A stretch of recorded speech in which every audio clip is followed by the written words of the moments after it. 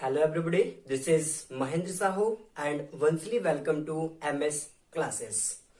आज से पहले हमने जितने भी हमारे वीडियोस अभी इस चैनल पे, चाहे वो जनरल स्टडीज से रिलेटेड हो या फिर हमारे जो क्लास 6 से 10th तक की हमारे सीबीएसई के जो स्टूडेंट्स हैं उनके लिए एसएसटी के वीडियो हो, वो सारे हमने रिकॉर्ड्स किया था स्लाइड्स के फॉर्म में। और आज से हम एक नया तरीका, जैसे कि आप देख सकते हैं, जो कि सभी को पसंद भी आता है, वो स्टार्ट करने वाले हैं, जिसमें हम सामने से वोट्स के माध्यम से जो भी हमारे सब्जेक्ट हैं, चाहे वो जनरल स्टडीज से रिलेटेड हो या जनरल नॉलेज से रिलेटेड हो या फिर हमारे एसएसटी के सीबीएसई स्टूडेंट्स की क्लासेस हो, वो हम यहां से स्टार्ट करने वाले हैं। ठीक है ना। सो यदि आपने अभी तक चैनल को सब्सक्राइब नहीं किया है सो प्लीज सब्सक्राइब कर लीजिए। और आज से हम एक नया सब्जेक्ट यहाँ पे स्टार्ट करने जा रहे हैं, जो है भारत का भूगोल। जैसा कि आप यहाँ पे देख सकते हैं, भारत का भूगोल, भारत की स्थिति एवं विस्तार, जो कि सबसे इंपॉर्टेंट टॉपिक होता है ज्योग्राफी का। आज के समय में जितने भी एग्जाम्स अभी रेलवेज के हो, एनटीपीसी या ग्रुप डी या फिर एमपी से रिलेटेड जो भी एग्जाम्स हो, सारे एग्जाम्स में भारत के भूगोल से संबंधित कई सारे प्रश्न पूछे ही पूछे जाते हैं।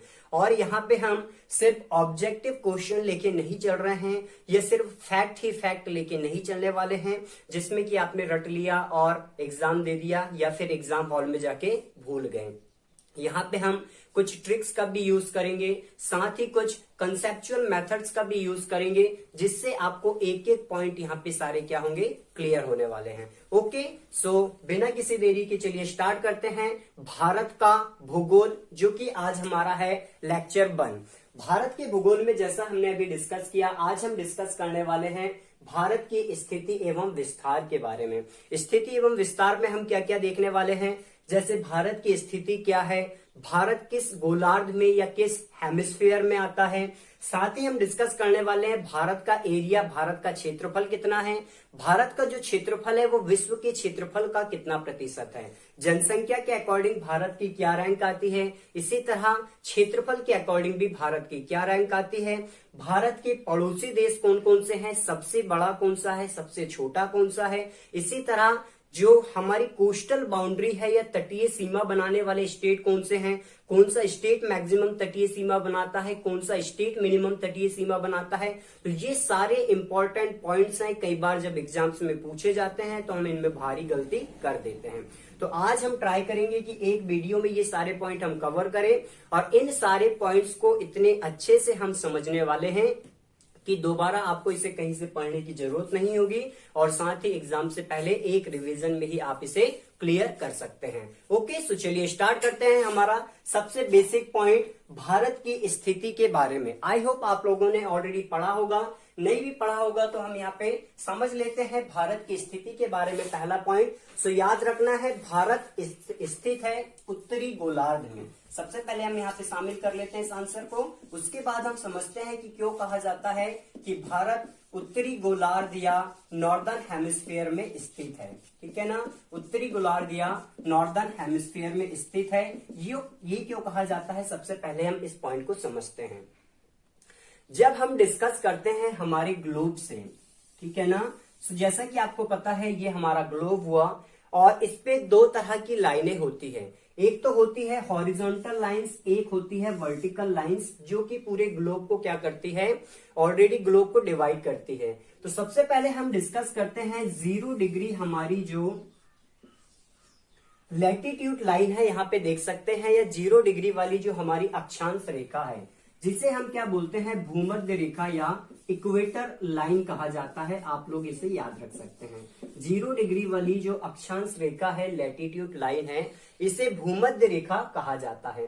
अब इस लाइन के अकॉर्डिंग देखा जाए तो हमारा जो ग्लोब है या हमारी जो पृथ्वी है वो दो भागों में बढ़ जाती है। एक हो गया ऊपर वाला एरिया, जिसे हम ऑब्वियसली नॉर्दर्न एरिया बोलेंगे, और नीचे वाले को हम सदर्न एरिया, उत्तरी भाग या दक्षिणी भाग बोलेंगे।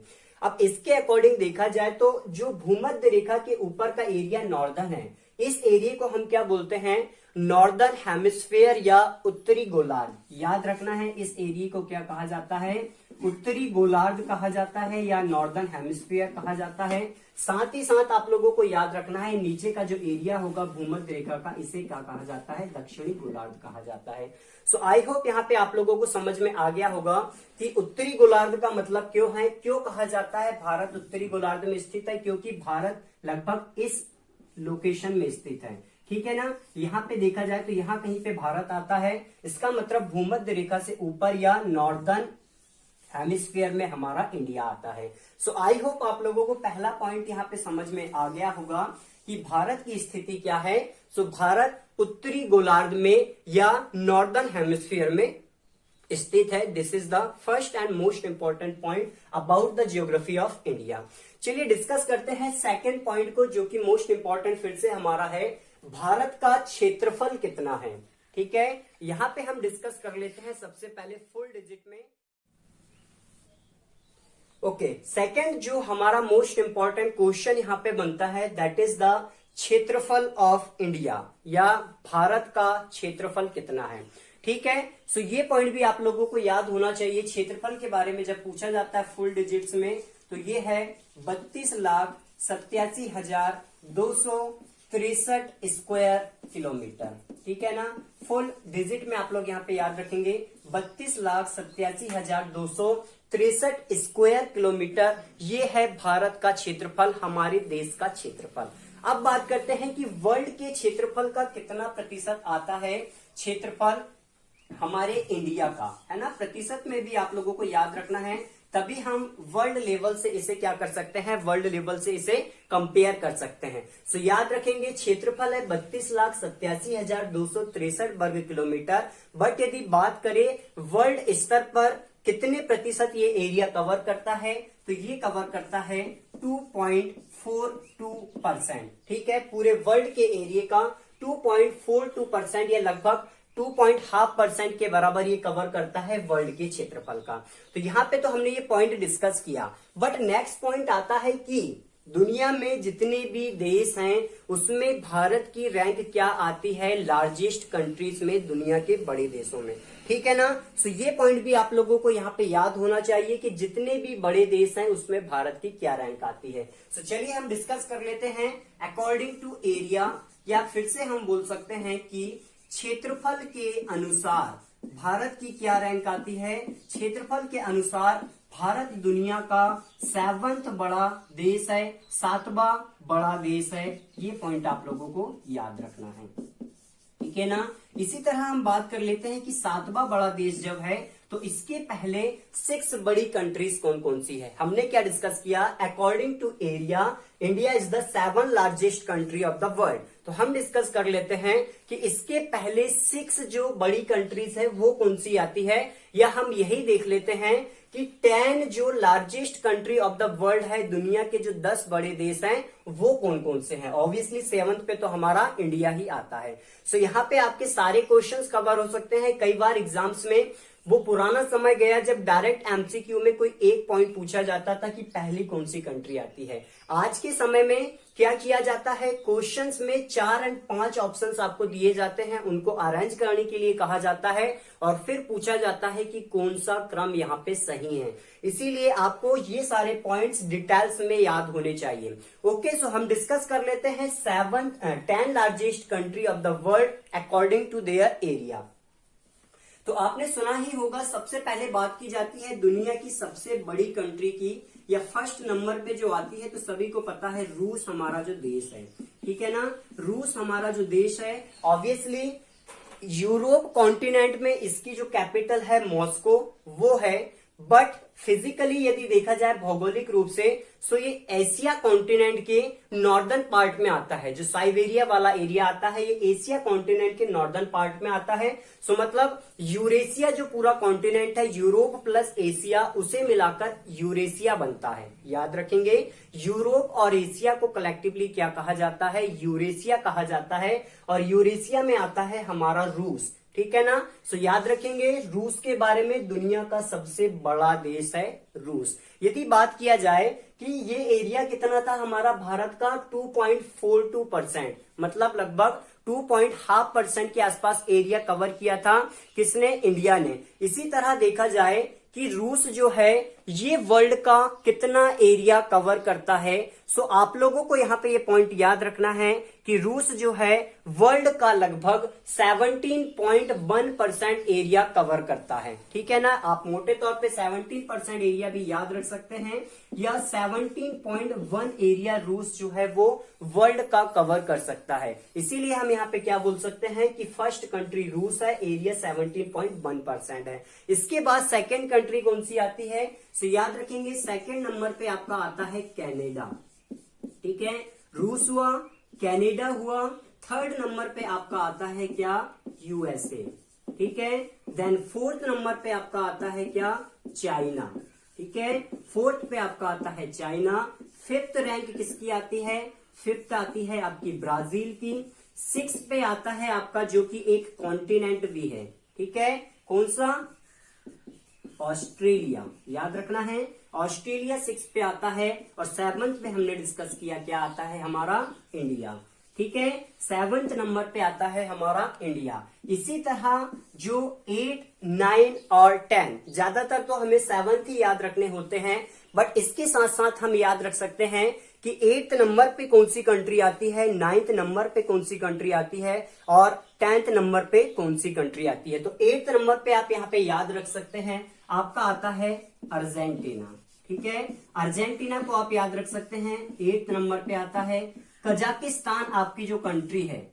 ठीक है, आप लोगों ने सुना होगा सेंट्रल एशियन कंट्रीज के बारे में। सेंट्रल एशिया में कजाकिस्तान, किर्गिस्तान, तजाकिस्तान, ये फेमस कंट्रीज है। और इन कंट्रीज में आपने सुना होगा एक कंट्री के बारे में, कजाकिस्तान कंट्री। सो जो कजाकिस्तान कंट्री है ये आती है आपकी 9th नंबर पे, और जो अल्जीरिया है वो आता है आपका 10th नंबर पे। तो ये दोनों पॉइंट आप लोगों को यहाँ पे याद रखना है। कजाकिस्तान आपका किस नंबर पे आता है, 9th नंबर पे आता है। और 10th नंबर पे कौन सी कंट्री आती है, अल्जीरिया आपकी 10th नंबर की कंट्री है। ठीक है, तो आप यहाँ पे याद रख सकते हैं 10th largest country of the world according to the area. But 7th आपको याद रखना है, रूस फर्स्ट पे आता है, then Canada, then USA, then China, Brazil, Australia, India and Argentina, Kazakhstan, Algeria. ठीक है, सो हमने यहाँ पे डिस्कस किया एरिया के अकॉर्डिंग भारत का क्षेत्रफल हो गया कितना, 32,87,263, 2.42 square kilometre percent, 7th largest country of the world. और साथ में हमने 10 बड़ी कंट्रीज को भी यहाँ पे डिस्कस कर लिया। अब हम बात करते हैं कि according to the population what is the rank of India, जनसंख्या के अनुसार भारत की रैंक क्या आती है। ठीक है, सो नेक्स्ट पॉइंट यहाँ पे हम डिस्कस करने वाले हैं कि जनसंख्या के अनुसार भारत की क्या रैंक आती है। तो ऑब्वियसली आप सभी को पता ही होगा, जनसंख्या के मामले में हम दूसरे नंबर पे आते हैं। ठीक है ना, पहली कंट्री कौन सी है, एरिया के अकॉर्डिंग सबसे बड़ी कंट्री की, पॉपुलेशन के अकॉर्डिंग सबसे बड़ी कंट्री की बात की जाए, जनसंख्या के अकॉर्डिंग, तो ऑब्वियसली पता है आप लोगों को फर्स्ट रैंक पे कौन आता है, चीन भैया जो है हमारे, ये फर्स्ट रैंक पे आते हैं। ठीक है ना, फर्स्ट रैंक पे चीन आता है। उसके बाद सेकंड रैंक हमारी किसकी आती है, भारत की आती है। ठीक है, सो आप याद रख सकते हैं फर्स्ट रैंक पे आपका आता है चीन, सेकंड पे आता है आपका भारत। इसी तरह थर्ड रैंक पे आपका आता है यूएसए, थर्ड रैंक पे आपका आता है यूएसए, और फोर्थ पे कौन आता है, इंडोनेशिया। ठीक है, तो ये 4 कंट्रीज के नाम भी यहाँ पे आप याद रख सकते हैं। चारों को कई बार अरेंज करने के लिए कहा जाता है। ठीक है, चीन आ गया आपका फर्स्ट रैंक पे, भारत आ गया आपका सेकंड रैंक पे, यूएसए थर्ड और इंडोनेशिया फोर्थ। यदि प्रेजेंट समय में बात की जाए भारत की पॉपुलेशन लगभग कितनी होगी, यदि जो भी डिजिट्स एग्जाम में ज्यादातर लिए जाते हैं वो हमारे लास्ट सेंसस के अकॉर्डिंग, लास्ट पॉपुलेशन जो जनगणना हुई थी उसके अकॉर्डिंग लिया जाता है। तो 2011 के अकॉर्डिंग तो आप लोगों को ऑब्वियसली पता होगा लगभग 121, हम बोलते हैं 121 करोड़ के आसपास। ठीक है ना, बट आज के समय की यदि पॉपुलेशन की बात की जाए तो हमारे देश की पॉपुलेशन लगभग 2019-20 में 137-138 करोड़ के आसपास पहुंच चुकी है। ये डिजिट भी आपको याद रखना है। और कहा जाता है कि आने वाले डिजिट्स में, आने वाले जो डिकेड्स हैं, आने वाले जो वर्ष हैं, उसमें हम चाइना को भी पॉपुलेशन में पीछे छोड़ सकते हैं। इतनी तेजी से अभी हमारे देश की पॉपुलेशन क्या हो रही है, बढ़ रही है। सो आई होप यहाँ पे हमने भारत की स्थिति, भारत के क्षेत्रफल से संबंधित जितने भी इंपॉर्टेंट पॉइंट डिस्कस किए हैं वो सारे आपको क्लियर हो गए होंगे। ठीक है ना, हर एक फैक्ट बहुत इंपॉर्टेंट है, बहुत अच्छे से हमने इसे समझा हुआ है और सारे के सारे एग्जाम्स में पूछे जाते हैं। नेक्स्ट पॉइंट हम क्या डिस्कस करने वाले हैं? नेक्स्ट पॉइंट हम डिस्कस करने वाले हैं भारत के जो समुद्र से टच करने वाले राज्य हैं उनके बारे में, या जिसे हम क्या बोल सकते हैं, कोस्टल स्टेट ऑफ इंडिया, उनके बारे में हम डिस्कस करने वाले हैं। ओके, तो चलिए डिस्कस करते हैं नेक्स्ट पॉइंट, भारत के तटीय स्टेट्स के बारे में। ओके, सो यहां तक अभी हमने 2 पॉइंट डिस्कस कर लिए। थर्ड पॉइंट अब हम डिस्कस करते हैं कंटिन्यू भारत के तटीय राज्यों के बारे में, या जैसा कि आप यहाँ पे मैप में देख सकते हैं कोस्टल स्टेट ऑफ इंडिया। सबसे पहला पॉइंट यहाँ पे भारत के बारे में बोला जाता है, आपने भी सुना होगा कि भारत एक प्रायद्वीप है। India is a peninsula country, या भारत एक प्रायद्वीप है। क्या मतलब होता है यहाँ पे? सबसे पहले हम समझ लेते हैं प्रायद्वीप का, कि किसी भी देश को प्रायद्वीप कब कहा जाता है। तो आप लोगों ने 2 पॉइंट सुना होगा, एक तो हम बात कर रहे हैं प्रायद्वीप के बारे में और दूसरी हम बात कर रहे हैं किसके बारे में? ठीक है, प्रायद्वीप आपने सुना होगा, एक तो हम बात कर रहे हैं प्रायद्वीप के बारे में और दूसरा टर्म आपका आता है द्वीप। तो द्वीप तो सभी को पता है, द्वीप क्या होता है? कोई भी जमीनी एरिया, कोई भी लैंड बाउंड्री, ठीक है ना। द्वीप हम किसे बोल सकते हैं? कोई भी लैंड बाउंड्री या कोई भी जमीनी एरिया, मान लो ये एक जमीनी एरिया है जो चारों तरफ से सराउंडेड है किससे? किसी भी वाटर बॉडी से, तो इसे हम क्या बोलते हैं? इसे हम द्वीप या आइलैंड बोलते हैं। सभी को इसके बारे में पता होगा।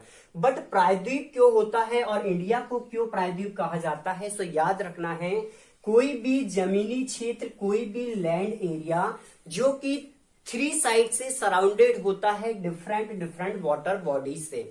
3 तरफ से यदि कोई भी जमीनी क्षेत्र अलग अलग वाटर बॉडी से, पानी वाले एरिया से घिरा हुआ होता है तो उसे प्रायद्वीप कहा जाता है। आई होप आपको समझ में आ गया होगा। और इंडिया भी 3 तरफ से वाटर बॉडी से घिरा हुआ है, जैसे आपको पता है वे ऑफ बंगाल ईस्ट डायरेक्शन में आता है इंडिया के, है ना। Bay of Bengal east direction में आता है, अरेबियन सी आपका वेस्ट डायरेक्शन में आता है, और इंडियन ओशियन या हिंद महासागर जिसे हम बोलते हैं, ठीक है। इंडियन ओशियन आपका कहां पे आता है? इंडियन ओशियन आपका साउथ डायरेक्शन में आता है, ठीक है ना। मतलब भारत 3 तरफ से, भारत का जो सदर्न एरिया है ये 3 तरफ से अलग अलग वाटर बॉडीज से घिरा हुआ है, वे of Bengal, Indian ocean and Arabian sea. इसीलिए भारत को क्या कहा जाता है? एक प्रायद्वीप कहा जाता है, प्रायद्वीपीय देश या पेनिनसुला कंट्री कहा जाता है। आई होप ये पॉइंट यहाँ पे आपको क्लियर होगा। अब हम बात कर लेते हैं कि भारत के जो तटीय राज्य है उसमें इसकी लंबाई कितनी है, जो भारत की तटीय रेखा है उसकी लंबाई कितनी है। सो आपको यहाँ पे याद रखना है, गुजरात वाला जो एरिया है यहाँ से वाटर बॉडी स्टार्ट हो जाती है। सो यहाँ से आपको लेंथ याद रखनी है, गुजरात से आप स्टार्ट करेंगे, केरला होते हुए यहाँ से आप डायरेक्ट पहुंचेंगे कहाँ पे? वेस्ट बंगाल। तो यहां से यहां तक की आपको लेंथ बतानी है कि कितनी होगी। यदि कोई भी व्यक्ति यहां से चलना स्टार्ट करे कोस्टल लाइन से और डायरेक्ट वेस्ट बंगाल पहुंचे गुजरात से होते हुए, तो वो कितने किलोमीटर का डिस्टेंस कवर कर लेगा, ठीक है। तो सबसे पहले हम बात कर लेते हैं भारत की तटीय राज्यों की लंबाई की। तो ये आती है लगभग 7516.6 किलोमीटर। याद रखना है आप लोगों को, भारत की कोस्टल स्टेट की लंबाई की बात की जाए तो 7516.6 किलोमीटर। बट यहाँ पे अंडमान एंड निकोबार और लक्षद्वीप जो हमारे जो द्वीप हैं, ठीक है ना, जो आइलैंड्स हैं हमारे इंडिया के, अंडमान एंड निकोबार और लक्षद्वीप, इनकी भी कोस्टल लाइन की लंबाई को शामिल किया जाता है। ये पॉइंट आपको याद रखना है, ठीक है ना। अंडमान निकोबार और लक्षद्वीप की कोस्टल लाइन को शामिल करने पर ये लेंथ कितनी आती है? 7516.6 किलोमीटर। बट यदि इन दोनों को शामिल नहीं किया जाए, इन दोनों को बिना शामिल करे यदि लेंथ की बात की जाए तो ये होगी आपकी लगभग 6100 किलोमीटर के आसपास। सिर्फ स्टेट की लेंथ की बात की जाए तो 6100 किलोमीटर होती है। और यहाँ पे हम बात करें दोनों हमारे आइलैंड्स की तो ये होती है 7516.6 किलोमीटर। आई होप आपको ये लेंथ वाला पॉइंट यहाँ पे क्लियर होगा। नेक्स्ट पॉइंट आता है कि कितने स्टेट हैं हमारे जो कोस्टल लाइन बनाते हैं। ठीक है, सो आप देख सकते हैं, काउंट भी कर सकते हैं। वेस्ट में आते हैं आपके 5 स्टेट्स। ठीक है, गुजरात से स्टार्ट होता है, गुजरात, देन महाराष्ट्र, गोवा, कर्नाटक एंड केरला। और ईस्ट में आते हैं आपके 4 state, Tamil Nadu, Andhra Pradesh, Orissa and West Bengal. तो टोटल नंबर कितना होगा, कितने स्टेट्स हैं, कितने राज्य हैं जो समुद्री सीमा बनाते हैं। सो याद रखना है 9 राज्य हैं, 9 स्टेट्स हैं जो समुद्री सीमा बनाते हैं। किसके साथ? ऑब्वियसली अलग अलग जो वाटर बॉडीज हैं उनके साथ। अब नेक्स्ट पॉइंट पूछा जाता है कि मैक्सिमम सीमा कौन सा स्टेट बनाता है। सो यहाँ पे आपको कम से कम 3 या 4 राज्यों के नाम याद रखने होंगे, मैक्सिमम टू मिनिमम। सो याद रखेंगे, सर्वाधिक सीमा बनाने वाले राज्यों की बात की जाए तो सबसे फर्स्ट नंबर पे यदि यूनियन टेरिटरीज और स्टेट की बात की जाए कि यूनियन टेरिटरी स्टेट सभी को मिलाने पर सबसे ज्यादा सीमा किसकी आती है। सो यहाँ पे आप लोगों को याद रखना है, ये आती है आपकी अंडमान एंड निकोबार की। ठीक है, स्टेट एंड यूनियन टेरिटरीज दोनों की बात की जाए तो अंडमान एंड निकोबार सबसे ज्यादा सीमा बनाता है। बट यदि हम बात करें सिर्फ स्टेट्स की, ठीक है ना, राज्यों में सबसे ज्यादा सीमा कौन बनाता है। सो याद रखना, राज्यों में जो सबसे ज्यादा सीमा बनती है वो बनती है आपके गुजरात की। ठीक है, याद रखेंगे, गुजरात की सबसे ज्यादा सीमा है। गुजरात के बाद बात करें सेकंड नंबर पे कौन आता है, तो सेकंड नंबर पे आपका आंध्र प्रदेश आता है। ठीक है, याद रखेंगे, गुजरात आता है फर्स्ट पे, second Andhra Pradesh, third number पे आपका आता है तमिलनाडु और फोर्थ नंबर पे आपका आता है क्या, केरला। ठीक है, तो ये 4 पॉइंट आप लोग यहाँ पे याद रख सकते हैं। सबसे ज्यादा तटीय सीमा बनाने वाले राज्य, गुजरात आता है पहले नंबर पे, गुजरात के बाद आंध्र प्रदेश आता है सेकंड नंबर पे, थर्ड नंबर पे क्या आता है आपका, तमिलनाडु आता है थर्ड नंबर पे, और केरला आता है आपका क्या, फोर्थ नंबर पे। तो ये 4 स्टेट्स के नाम आप लोग यहाँ पे याद रख सकते हैं, जो कि क्या करते हैं, मैक्सिमम यहाँ पे हमने डिस्कस किया। सर्वाधिक सीमा, तटीय सीमा कौन कौन से स्टेट बनाते हैं हमने डिस्कस कर लिया, गुजरात, देन आंध्र प्रदेश, देन तमिलनाडु, देन केरला। ये 4 नाम यहाँ पे आप लोगों को याद रखना है। और इसी तरह बात की जाए कि मिनिमम सीमा कौन से स्टेट बनाते हैं, सो आप याद रखेंगे हमारा सबसे छोटा राज्य जो है दैट इज गोवा। ठीक है, गोवा क्या करता है, मिनिमम सीमा बनाता है किसके साथ, कोस्टल लाइन के साथ। ओके, सो यहाँ पे कौन कौन से पॉइंट हमारे लिए इंपॉर्टेंट है भारत के तटीय राज्यों में। तो सबसे पहला पॉइंट हमने क्या डिस्कस किया कि भारत एक प्रायद्वीपीय देश है क्योंकि 3 तरफ से समुद्र से घिरा हुआ है। फिर हमने क्या डिस्कस किया, लंबाई कितनी है, यदि यहाँ पे हम द्वीपों को शामिल करें तो 7516.6 किलोमीटर। साथ ही हमने डिस्कस किया यदि द्वीपों को छोड़ दिया जाए तो 6100 किलोमीटर। राज्य कितने हैं, 9 राज्य ऐसे हैं जो क्या करते हैं, सीमा बनाते हैं। सर्वाधिक कौन बनाता है हमने डिस्कस किया, स्टेट प्लस यूनियन टेरिटरीज दोनों को लिया जाए तो अंडमान एंड निकोबार सबसे ज्यादा कोस्टल लाइन बनाता है। बट सिर्फ राज्यों की बात की जाए तो कौन सबसे ज्यादा सीमा बनाता है, फर्स्ट पे Gujarat, then Andhra Pradesh, Tamil Nadu and last में आता है आपका केरला। और सबसे कम सीमा कौन बनाता है, आपका बनाता है गोवा। तो यहाँ पे हमने भारत के तट से संबंधित या भारत के कोस्टल स्टेट से संबंधित जितने भी इंपॉर्टेंट पॉइंट्स थे वो सारे डिस्कस कर लिए हैं। ठीक है, आज की वीडियो में हम इतने ही पॉइंट कवर करने वाले हैं। कल की क्लास में हम डिस्कस करेंगे मोस्ट इंपॉर्टेंट क्लास होने वाली है। सारे पॉइंट हम ट्रिक्स के माध्यम से देखने वाले हैं कि भारत की जो ऊपर फ्रंटियर बाउंड्री है उसकी लेंथ कितनी है, उसकी लेंथ के साथ साथ कौन कौन से नेबरिंग कंट्रीज हमारे आते हैं, नेबरिंग कंट्रीज की लाइंस के नाम क्या है, उन लाइंस को कब ड्रॉ किया गया था, और इसके साथ साथ कौन कौन से देश हैं जो सीमा बनाते हैं, सबसे ज्यादा कौन सा देश बनाता है और सबसे कम कौन सा देश सीमा बनाता है। ये सारे पॉइंट हम कल की क्लास में डिस्कस करने वाले हैं। साथ ही आइलैंड्स के बारे में भी हम डिस्कस करते हैं। ठीक है, आज के लिए इतना ही सफिशिएंट है। Thank you so much. यदि वीडियो पसंद आया हो सो प्लीज चैनल को सब्सक्राइब कीजिए, वीडियो को ज्यादा से ज्यादा शेयर कीजिए ताकि ज्यादा से ज्यादा लोगों तक ये पहुंच सके। और कल की क्लास फिर से मिलते हैं इसी समय पर, तब तक के लिए थैंक यू सो मच।